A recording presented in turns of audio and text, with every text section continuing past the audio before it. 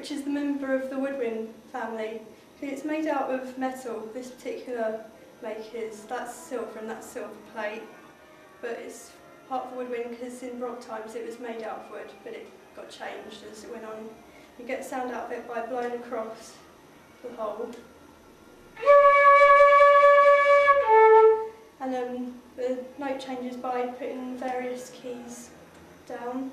And it's got quite a wide range of about 3 octaves to play chromatics with.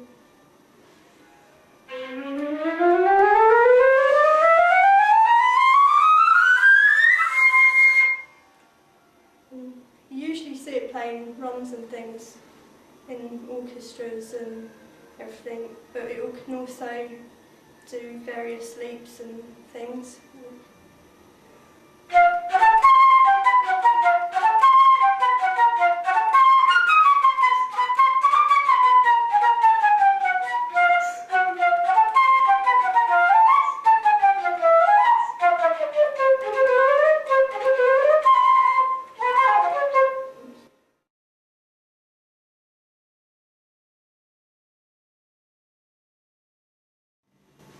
The oboe, it's a member of the woodwind family, and it's the sound is produced by using a double reed. It's in the same family as the bassoon, and the reeds are very similar to the bassoon. The reed on its own makes a sound like this, but when you put it into the instrument and blow into it, the oboe is mainly a classical instrument, and it's used in the orchestra and has lots of solo lines, mainly long flowing lyrical lines, and using the range of the instrument. The lowest note on the oboe is B flat, which is quite loud and doesn't really get used very often quietly. The middle register can be used in a variety of dynamic.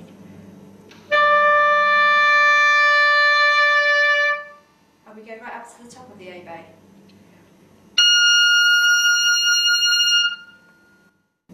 Most of the oboe solos in the orchestra are exposed and usually accompanied with soft string lines. Here is an example of something that would be played.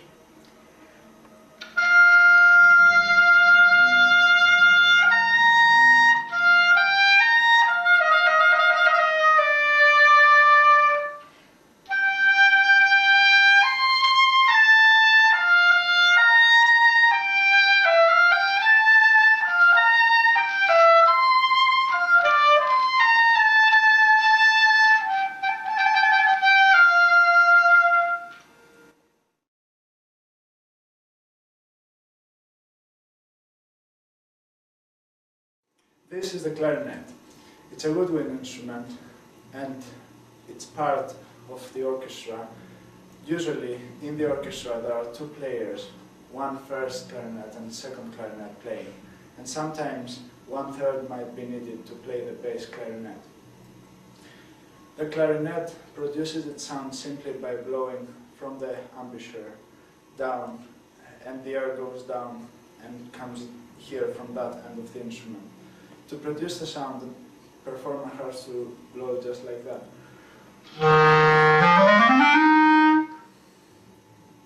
The clarinet has keys, 23, and in order to, it has different ranges. The low range of the instrument, it's called the Chalamot range, and it extends from here.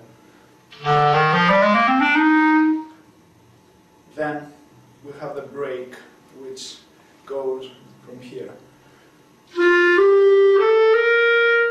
And from that note and on till the top note, it's a Clarinet range. Of course it can go a bit higher. There are a couple of techniques that clarinet can play. For example, the flat tongue, which is simply played like that. And the glissando, which is being performed like that.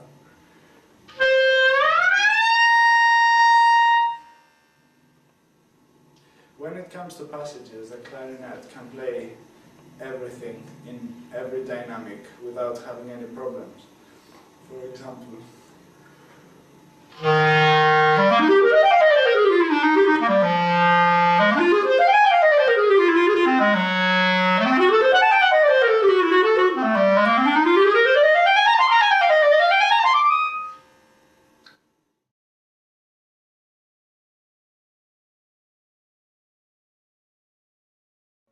Okay, this is the bassoon.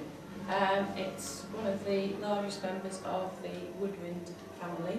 Because it's so big and so heavy, it has to be supported on the floor. I'm using a spike, or you can have it on a sling round your neck. It's basically a bass oboe. It has the same sort of double reed. This is the reed, and that's what actually makes the sound come out. The reed joins onto a crook, which is a tube which fixes the reed onto the main body of the instrument. And the instrument itself is actually a tube that's bent in double with a curve down at the bottom, and this is the end of the instrument, so this is the equivalent of the bottom of the clarinet. It has some very low notes, and it also plays middle and high notes. So it's used for a very wide range of pieces, from classical, where it often plays comedy roles like the grandfather in Peter and the Wolf, or the drunken bassoon in Malcolm Arnold's Four Scottish Dances. It's also used in more modern classical music, and it's even been known to be played as a jazz instrument because it's got quite a mellow tone. It's generally a comedian, and one of its more famous comedy pieces is the theme tune for Ivor the Engine.